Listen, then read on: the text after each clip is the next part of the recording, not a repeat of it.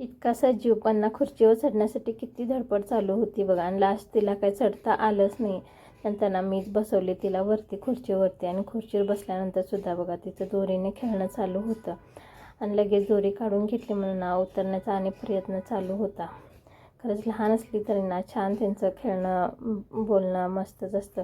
बघतच राहावं असं वाटतं. आणि माझं ना नंतर एक काम होतं, कारण ना माझं बाळ ना 2 वर्षाचं असताना म्हणजे दुसऱ्या बड्डेला ना तिला हे स्कर्ट आणि टॉप आणलं होतं त्यावेळेला. आणि आता ना तिला भरपूर छोटं होतं. आता बाळ ना माझं 5 वर्षाचं झालं आहे. आणि त्याच्यासाठी ना आता घालून बघितलं ना दोन्ही पण शॉर्ट होत आहे म्हणून ना त्याच्यासाठी काहीतरी उपाय करावा म्हणून ना मधली जी कंबरपट्टीचे स्कर्टचं पट्टी असते ना ती सोडून घेतली. आणि टॉपला ना असं जॉईन करण्यासाठी ना मस्त असं जॉईन करून घेतलं. म्हणजे ना फ्रॉक टाईप व्यवस्थित फ्रॉक बनलं होतं त्याने. ते तिला ना व्यवस्थित छानसुद्धा येत होतं.